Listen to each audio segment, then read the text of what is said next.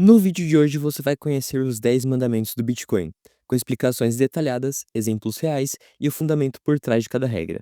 Se você quer entender como o Bitcoin pode se tornar a sua válvula de escape do sistema financeiro tradicional, se inscreve no canal e vem comigo para conhecer os 10 mandamentos. A primeira coisa é, por que 10 mandamentos? Na tradição, mandamentos são leis universais que não adianta querer infringi-los ou ignorá-los, porque elas ditam as regras do jogo. No mundo do Bitcoin não é diferente. Quem desrespeita esses princípios que a gente vai falar nesse vídeo, quase sempre acaba ficando sem seus satoshis. E hoje vamos explicar cada mandamento a fundo. O primeiro mandamento é que você deve compreender o Bitcoin antes de investir. Isso porque antes de qualquer investimento, é importante que você entenda o que você está colocando seu dinheiro. No caso do Bitcoin, ele é uma criptomoeda que tem um protocolo de código aberto que registra cada transação em um registro público chamado blockchain. A blockchain é como se fosse um enorme livro contábil em que fica guardado simultaneamente em milhares de computadores no mundo inteiro. Então, toda vez que há uma transferência de Bitcoin, essa transação é registrada e todos os computadores da rede conferem se a assinatura digital do remetente é válida, ou seja, se ele não está tentando aplicar um golpe tentando transferir Bitcoins falsos. Então, quanto mais tem computadores minerando Bitcoin e fazendo o processamento dos pagamentos na rede, mais a rede fica confiável e potente. Então, quanto mais gente adere ao Bitcoin, mais o Bitcoin fica seguro. Outra parte importante para entender do Bitcoin é a escassez programada, que diferente das moedas fiduciárias, onde os bancos centrais podem imprimir quanto dinheiro eles quiserem, o protocolo do Bitcoin limita a quantidade total a 21 milhões de unidades. Esse teto está gravado em pedra, como a gente pode dizer, porque ele está escrito no código-fonte, e só pode ser alterado se a esmagadora maioria dos computadores da rede concordar em alterá-lo. Então isso é praticamente impossível. Além disso, a emissão do Bitcoin ela vai diminuindo com o tempo. A cada 10 minutos, cerca de 3,125 Bitcoins são cunhados e são entregues aos mineradores que validam os blocos da rede. Essa recompensa de cada bloco diminui pela metade a cada 4 anos, e esse evento é conhecido como halving. E o halving reduz a emissão desses bitcoins, aumentando a pressão deflacionária da moeda. Bom, mas por que isso importa? O Bitcoin ele apresenta uma resistência à inflação. Enquanto o real e o dólar eles perdem o poder de compra por conta da expansão monetária, o Bitcoin mantém sua escassez, só aumentando de valor ao longo do tempo, quando cada vez mais pessoas vão aderindo a ele. Quem entende esse mecanismo não se desespera na primeira queda de 20% ou até mais, porque sabe que isso é parte do ciclo e permanece firme, ainda mantendo sua posse da moeda. O segundo mandamento é ter o controle das suas próprias moedas, o chamado self-custody. Em outras palavras, você não deve deixar seu Bitcoin em exchanges, que são as famosas corretoras, que é a mesma coisa que deixar seu ouro em um cofre alugado de um banco. Você acha que o ouro é seu, mas quem controla na verdade é a instituição. Então, o recomendado é você ter o controle das suas próprias moedas. Você transferir esse Bitcoin para uma wallet pessoal, que você tenha a custódia dela. Então, você tem hardware wallets, que são dispositivos físicos que armazenam suas chaves offline, e vocês têm as software wallets, que são apps para celulares que eles mantêm as chaves criptografadas localmente. O principal ponto de você ter a custódia própria do seu Bitcoin é que você detém a chave, e daí somente você, com a sua chave da wallet, consegue mover a quantidade de Bitcoin. Sem isso, ninguém consegue mexer aquilo lá.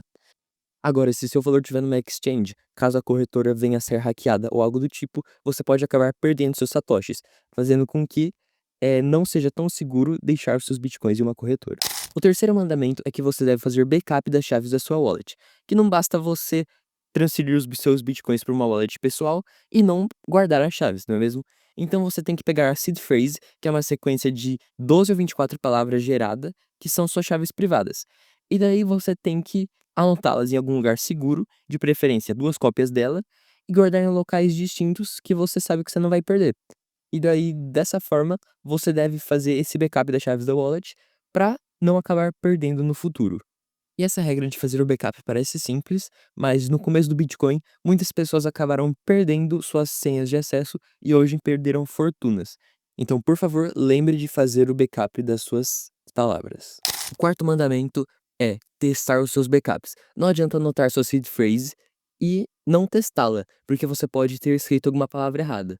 Então, sempre, se você estiver usando um aplicativo no celular, instale outra wallet compatível e teste com as suas palavras lá, para ver se você consegue acessar aquela carteira.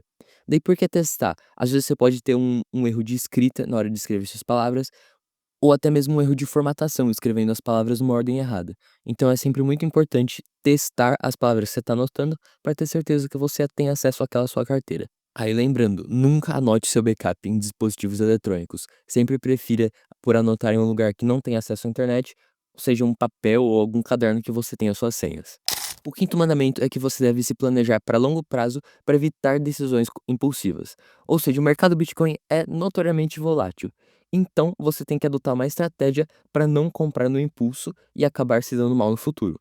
Uma estratégia muito boa é o DCA, Dollar Cost Averaging, que você compra um valor fixo, por exemplo, R$ 500, todo mês, independente do preço. E ao longo dos anos, essa estratégia com o Bitcoin se provou muito eficaz, além de que ela reduz o seu estresse psicológico e aumenta sua disciplina financeira. Então, sempre coloque um valor fixo para você comprar no início do mês, independente do preço, que no futuro você vai me agradecer de estar fazendo isso. O sexto mandamento é você estar sempre ciente dos riscos e entender que o Bitcoin é um ativo volátil. Então é importante que você sempre analise o momento do mercado e encare as quedas como oportunidades de compra. Lembre, a regra imutável do Bitcoin é que o seu protocolo não muda, então ele vale tudo isso que é hoje por causa das suas características. O sétimo mandamento é você sempre diversificar os seus investimentos. Então, apesar do Bitcoin ser encarado como ouro digital, não faz sentido colocar 100% do seu portfólio nele. Então você sempre deve diversificar suas estratégias de investimento para que não corra o risco de pôr todos os ovos numa mesma cesta e ela quebrar. Então, consulte um investidor financeiro e faça um portfólio bem diversificado com alguma exposição em Bitcoin para que você possa aproveitar o melhor dos dois mundos.